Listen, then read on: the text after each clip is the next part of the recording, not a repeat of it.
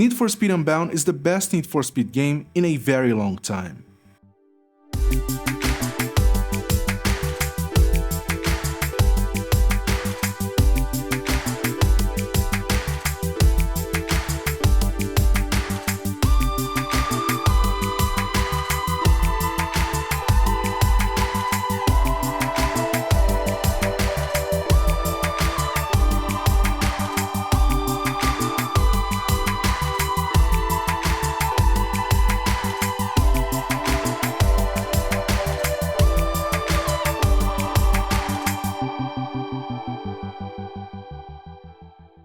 To me, Need for Speed is all about that feeling you get when you have the streets all to yourself. That rush of adrenaline when cops start chasing you.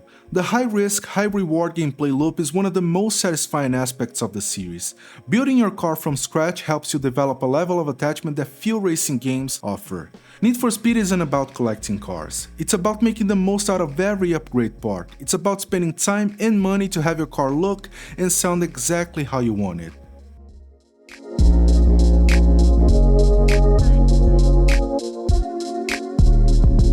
Okay, so let me preface the story portion of the video with this. I don't care for story in racing games. Never did, and I don't think I ever will. I don't feel I need a story to be able to enjoy racing games, like at all. All I need is a decent progression system, good physics, a few cool cars and tracks, and that's all the motivation I need to keep going. Story in racing games, especially in the case of Need for Speed, are almost always really bad. It feels like writers just throw a bunch of trendy garbage together, hoping to get a good story out of it, but they always end up with cringy characters with too much free time that we couldn't care less about. And the most disappointing thing for me here is that the story in Need for Speed Unbound starts out really strong, but they just had to butcher the ending that bad. It's just so weird and abrupt that it destroys what could have been an awesome payoff.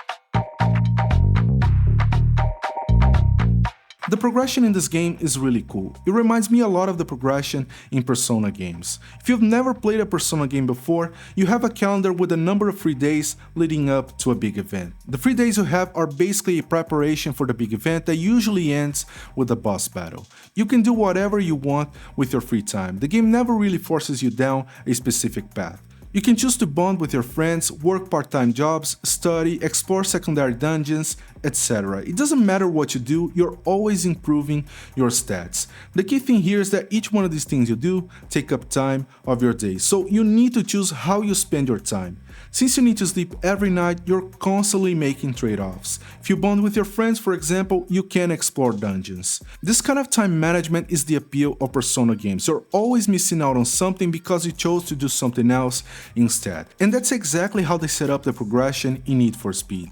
You have a number of free days leading up to one of the 4 qualifiers. Each day counts as 2 cycles, one for the day, another one for the night. The heat you get during the day carries over to the night cycle, and stuff you do at night makes your heat go up even faster. It only resets when you start a new day. So you're constantly making decisions on how to manage your heat level, which is how the high risk, high reward aspect comes into play. So, do you take it easy during the day and go for a few events just so you have enough money to buy into the races that pay more at night? Or do you go all in during the day and just deal with the higher heat level cops at night? You need to go back to your garage or safe house to cash in on the money you made from the event, so getting busted means you lose everything. And to make things worse, if you get busted, you'll end up with a permanent reminder of your failure marked on your calendar. You can only do the same event once a day, so your options are pretty limited in the first few hours with the game. But as you start to unlock more races, you end up with more options and also more chances of getting busted. There's a good variety of events in this game, and it helps to break some of the repetition. There's a bunch of regular events like street races, drifts, and endurance, and a new thing called Takeover, which features ASAP Rocky. The usual speed runs, drift zones, and jumps are all back, including collectibles. By the way, collectibles have a cool new feature where you see this green circle spread around the map as you drive. If you get within a certain distance in one of those, it'll leave the collectible marked permanently on your map. It's a quality of life feature I appreciate because it makes going after collectibles a lot more organic since you're always stumbling upon new stuff as you explore the map. You'll also get calls about new jobs where you give someone a ride or deliver a car, and this is how you unlock more safe houses and new cars.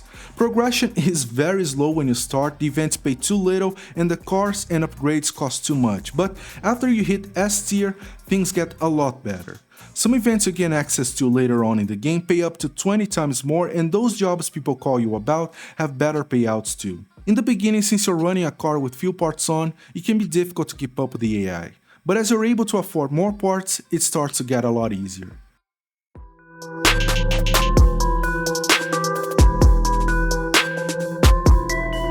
We have 143 cars in total, and the selection is pretty decent. It goes from the classic Japanese and muscle cars all the way up to the exotic hypercars that's in pretty much every racing game these days. You need to upgrade your garage to be able to buy the best upgrade parts. You can take any car and build it to compete in the higher tiers, but you might want to have different builds, one for each class, just so you don't limit yourself to one set of events. The upgrades you buy for a car apply only to that car, so if you decide to sell it later, the upgrades go along with the car. Engine swaps reset most parts you had on your car, so you have to buy them all over again if you don't plan ahead.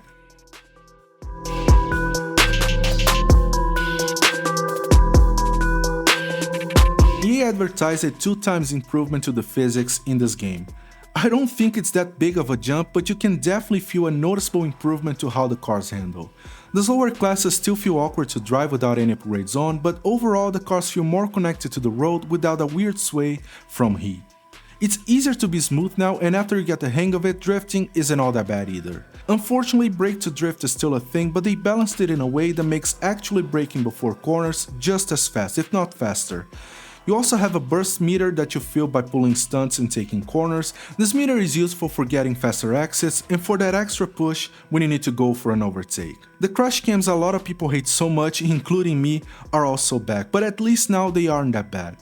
They're more of a transition between a crash and a reset that barely takes up a second. We also have a camera shake slider so you can control how much you want to feel like you're having a seizure. It's good that we have this at launch instead of having to wait months for it like in Need for Speed Heat. I set mine to 0, but I can still see a decent amount of annoying camera shake when I go off-road, unfortunately.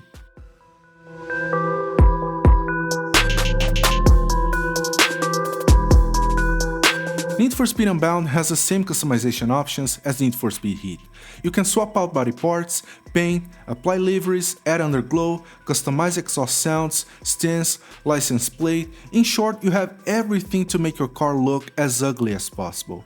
You can also buy body kits, but they limit your customization options. Not a big deal though, since the game lets you unequip body kits anytime. Character customization is another thing I couldn't care less about, but it's here and it's decent. You can customize facial features to some extent, but it's pretty limited. There's also a store that sells clothes, emotes and poses, and get this, no microtransactions. We're talking about EA here, so microtransactions are never off the table, but I'm happy not to see them, at least for now.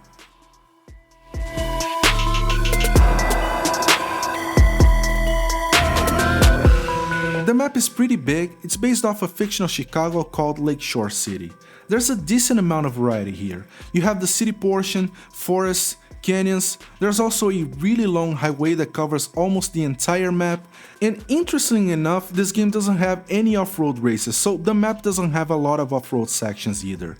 The few that do exist are useful to outrun the cops, and one of my favorite things in this game is to go for crazy blind jumps off canyons just to see what happens. It usually ends up on something funny or very cool looking. The map has a bit of verticality to it, which comes in handy when you're trying to stay out of sight. Overall, the map is very well designed, and the way it's laid out makes for good racing and some impressive looking cop chases.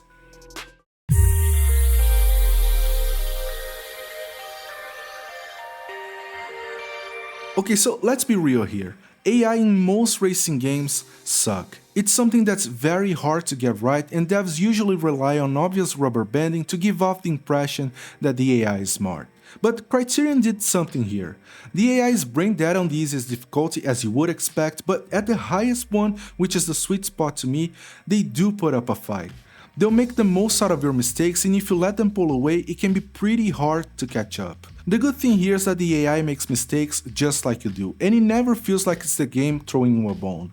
Their mistakes feel as unintentional as yours do, and I like it because it gives the races a bit more of an organic feel to it. I didn't notice any obvious rubber banding either. There's never been a situation where the AI suddenly got a boost of speed out of thin air like in the other games in the series, and I didn't see them slowing down for me either. What's cool about the way they set up the difficulty here is that each one has a different set of limitations. The easiest one gives you more health and more retries per day. The hardest one though drops your health down to 60% and just 2 retries per day. And if your retries run out, you're gonna have to settle for whatever result you got on your last race since you can't start over. The sense of speed in this game is just ridiculous. I love how it feels when everything becomes a blur when you go through high-speed sections. It really makes you get on the edge of your seat, especially when you're down to your last retry and you can't afford to make a mistake.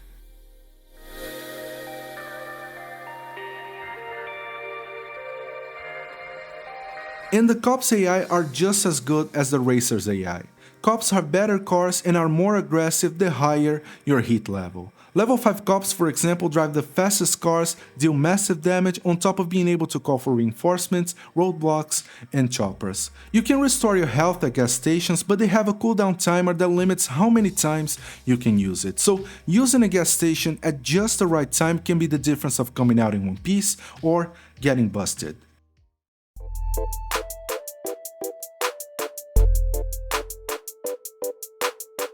This game definitely doesn't look like a PS5 and Xbox Series game. I'm not saying it looks bad, but it doesn't impress as much as I expected. The game does look good and the lighting looks way better than it did in Need for Speed Heat. It's the amount of details and density of the map that makes it feel like a last-gen game. The streets look empty most of the time, you barely even see pedestrians, and the draw distances would be impressive if this was a game released 3 years ago. The lighting during the day looked very weird in Need for Speed Heat, but here it looks a lot more natural. In particular, I like how good cloudy days look in this game. The colors look very convincing and it gives the game a cozy atmosphere I really appreciate.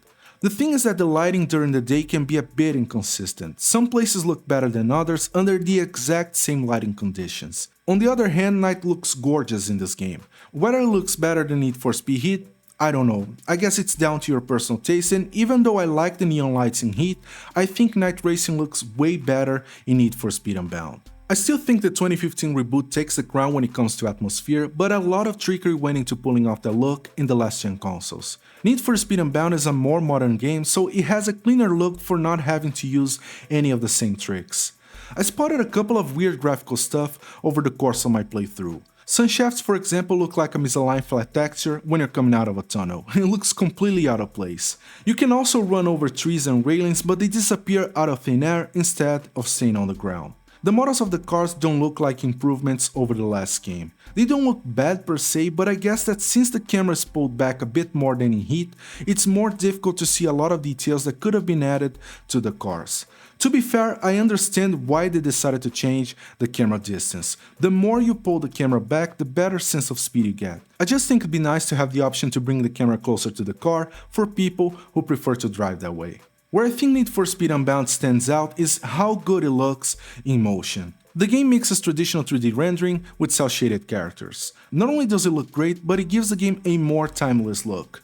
Some of the visual effects you see on cars also have that cartoony look mixed in with graffiti-style artwork. I saw some people were concerned that the effects might be distracting, but after 24 hours with the game, I love how the speed lines and tail light streak help convey a sense of motion you don't really see in many other racing games. So combined with the sense of speed, Need for Speed Unbound is one of the best looking racing games in motion I've seen so far. I just wish they had done the whole game in cel shading automobilista style instead of having it limited to characters.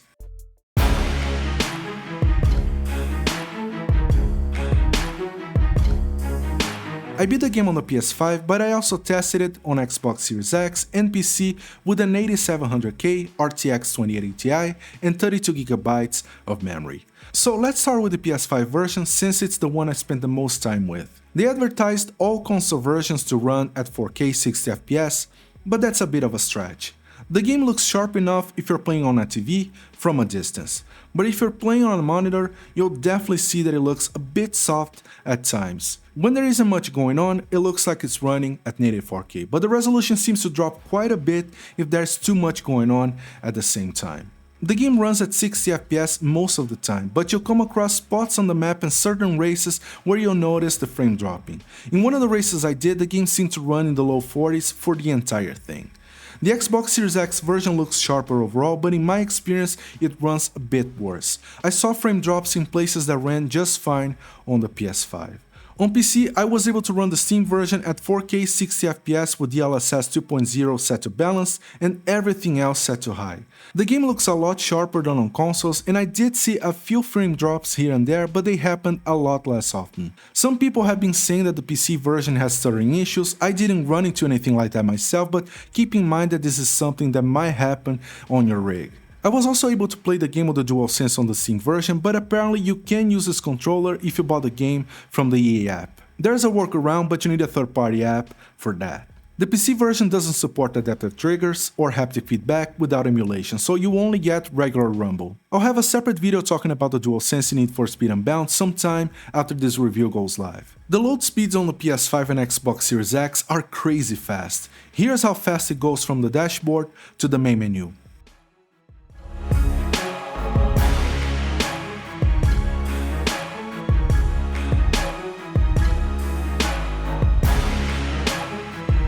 On PC, I was running the game off a Samsung 860 EVO, which is a SATA SSD much slower than the SSD on the consoles, and even still, despite the slower initial loading, it was way faster than I expected. The game ran great on the PS5 as well, not a single crash, and over the course of my 24-hour playthrough, I ran into only 2 bugs. One of them hit level 5 cops despawned out of nowhere for some reason, and the other one I finished the race in second place even though I was leading it by over 400 meters.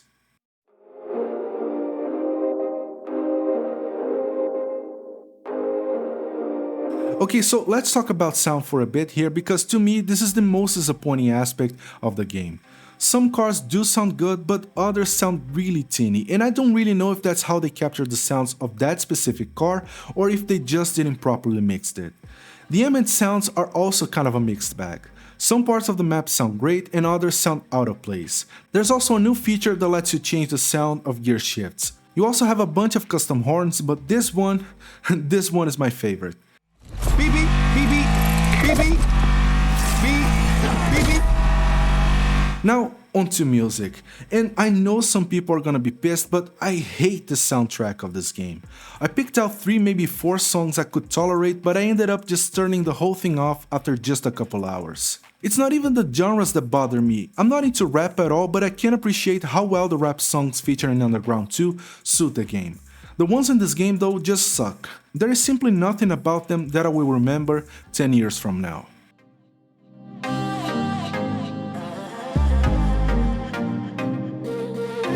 In my opinion, the 2012 Need for Speed Most Wanted has by far the best multiplayer. I just like how very no-nonsense it was. You jump from race to race with almost no downtime at all. It was really quick and I enjoyed that about it. Need for Speed Unbound is very similar in that regard. The first thing you do when you hop online is create a new character. You also have an entire separate garage you'll build after you choose your starter car. I really enjoy how the game forces you to start out from scratch when you go online, because it means everyone is starting out at the bottom, and it's how you build your cars that will make the bigger difference when you're racing against other people. This game has crossplay between PC, Xbox, and PlayStation. Your collectibles show up on the map just like they do in the offline story mode, and you can take part in playlists. You have access to the same meetup spots you unlock through the story, and each one has a different set of playlists covering different car classes. Everything works very quickly here. You just have to drive to a meetup spot and choose your playlist as long as you have a car for it. While the timer runs down, the game shoots out an invite across the server and people start joining in. From there you have 10 seconds to pick a car and then you're racing. If you're just driving around the map, you're constantly getting invites to playlists just the same, so you don't never need to go to a meetup spot if you don't want to. The whole thing is designed for speed and I love it. So many games these days make the process of joining an online race a whole ordeal that only makes me not want to play it. But this one I'm sticking with it. I didn't run into any lag issues so far, and aside from the occasional dirty driver, I had a ton of fun with the few races I did.